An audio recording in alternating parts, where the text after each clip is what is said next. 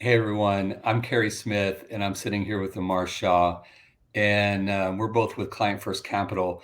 And today we're talking about the Bank of Mom and Dad. So, Amar, tell us what the Bank of Mom and Dad means. The good old bank of mom and dad is essentially a term that we use to when kids come back to parents and say like, hey, I need help, I need money for this, or I need this, or want this, and they may not have the resources, or it may be more expensive to for them to do it, and you want to help, and so this week's video is on the bank of mom and dad. Okay. So I see this as maybe three different phases, right? So one is, childhood, children under 18, right? Where you're teaching them about money and the values of money and how it works, and you're establishing, that foundation to help them be successful in the future. The second stage is what I would call young adults, where, maybe they just graduated from college. It's pretty common that people in their 20s continue to struggle financially, right? Especially in their early and mid 20s, sometimes in their late 20s. And then the third stage is really more of the transfer of wealth, right? When you're transferring your wealth to your children or grandchildren. So those are the three phases, and maybe we should start with the first one and really just setting that foundation for really young people. Yeah, and I think that foundation really comes back to your values and making sure that you've aligned those values for your children. So, one of the things that we do is that we have three jars set up. And whenever our children get money, they get to decide how much goes in each one of the jars. The first jar is labeled spend. That means that's money that they should be spending now, right? Okay. The second jar is save for later, and that's like you never know what's going to happen in the future. You should save money. You could buy something bigger or more extravagant, or just save for future plans in general. And then the last one is kind of like our charitable bucket, but we call it give, right? And so like if they have somebody in need or see somebody and they want to give money, then they can take money out of that bucket, right?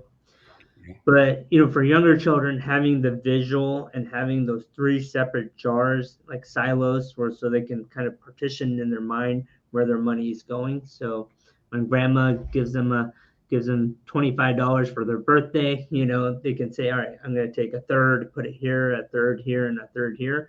Or it may be 20% goes into spending now because they don't really want anything. They put a bunch into savings and a little bit into charitable. One thing that my wife and I have debated is, do we give them a savings rate on their savings bucket, right? So there's more incentive to save there. So, Yeah. but I think that basic concept is really what gets kids thinking along the lines of how do I manage my money. Yeah. For over 10 years now, I've been on the board of directors for Junior Achievement, and Junior Achievement teaches young people, how to manage their money and show them that, one, there's opportunity cost. So if I spend money on this, I don't have it to spend on that, right? And to kind of think those things through, and a lot of the things that you're doing is what JA teaches as well. So sounds like you're setting your kids up with a good foundation. I don't know. These kids We'll are see, Riley. right? They get away with a lot, that's for sure. That's right. So let's move into young adults. And so for young adults, Amar, for one thing, we know that research shows that almost half of young adults are still relying on their parents for some type of financial support. But there's a balance here between helping someone and setting them up for success, and then constantly bailing them out, right? Yeah. And those are very different.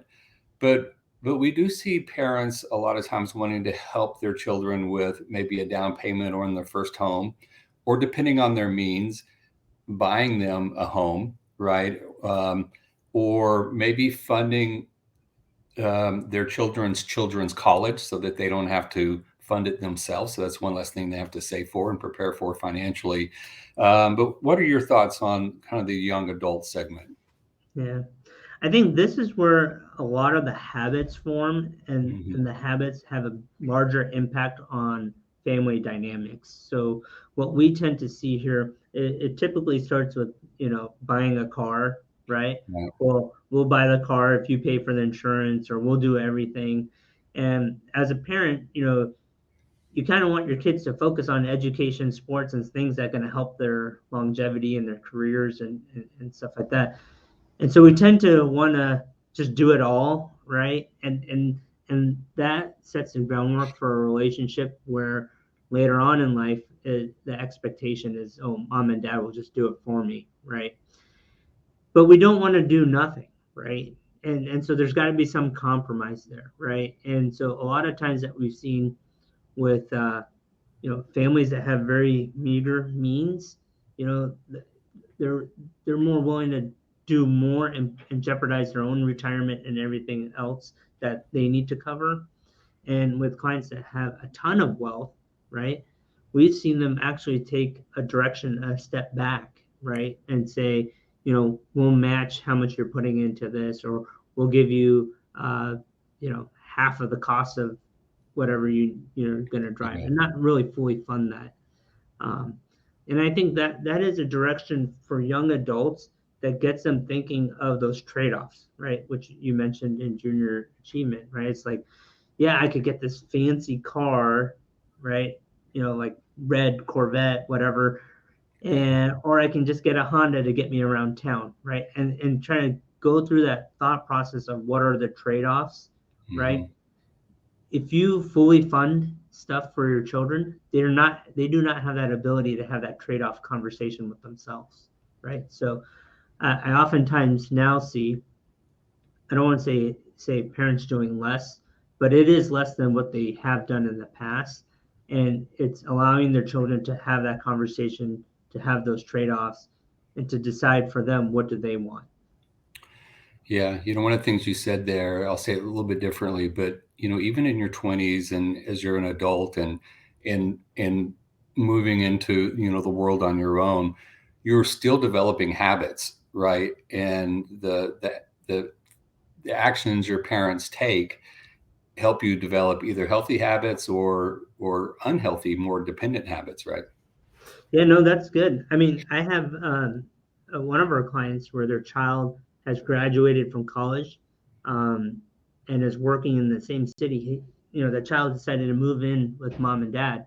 Well, mom and dad are charging them rent, right? Like, and they have more than enough money. They don't need the rent. But really, it's to say that, like, hey, you got to make a decision where, is this cheaper rent where you're at home versus being out with your friends? They're going to take that rent money and give it back to them in some way, right? Like, Right. when they're ready to buy a house, that could be part of the down payment or whatever. But we're always building habits, like you say, especially in early adulthood. Yeah. Okay. So let's move into the third category, which is really in most cases much further down the line. Whenever people are starting to think about the transfer of their wealth to their children, usually upon their passing or maybe slightly before. So let's chat about that a little bit. And this is a interesting balancing act when you're transferring significant wealth, because uh, you know, if your children are accustomed to their lifestyle at X amount of income, if you Hmm. throw in additional income that's, sizable, let's say anything that's more than 30% of what they're earning now, it would be considered sizable. It changes their lifestyle. It has a huge impact. And for many parents that we've worked with, they still want their children to be engaged in society, to be gainfully employed. This is not Right. like, hey, stop work and just live off of mom and dad, right? This is like, we're giving you the flexibility and the ability to control where you're spending your time, uh, and do it appropriately. So sometimes the best financial and tax planning strategy may not be the best strategy for your children, right? They're just not at that point. And I think a lot of people right now are thinking about the state tax exemptions coming back down in 2026. Hmm. So they have this window of opportunity where they're saying, oh, do I gift the large sums of money into these irrevocable trusts to my children, and what impact will that have? Because in most irrevocable trusts, Cary, you're going to want to distribute at minimum the net investment income, at minimum. And sometimes that dollar amount, when we're talking about 1, 2, 3, or more millions of dollars transferred in, could generate significant income. Yeah. And so, this is all through all of these stages is probably good to have some advice and recommendations if you don't know this already. But this particular stage, I think, really does call out for, working with a financial planner, someone that can help you navigate this and make sure that you're not paying more taxes than you need to pay, and that you're making good decisions to set your children or even your grandchildren up for success. And, just a thought that I have is, if you're one of these parents, I think it makes sense to establish a relationship with a financial planner or advisor who is closer to the age of your children, for a couple of reasons. One is, um, you don't want them doing all of your financial planner doing all of this work, and then maybe they retire just right before all of this kicks in and happens, right? You want it to be someone that can relate with your children, that has been part of the process and will still be there and in the business, right, whenever these events occur. And so I think it does, actually make sense to have a planner that is closer to the age of your children than your own age. Yeah, I would agree. I think there's also relatability with your children, That's right. current events, pop culture, whatever you want to call it, that there could be more similarities around to engage and really establish that relationship and that continuity of your investment strategy. Well, Cary, this has been a great conversation. Yeah. Let's continue these. If you have questions or if you have any thoughts, you can visit our website.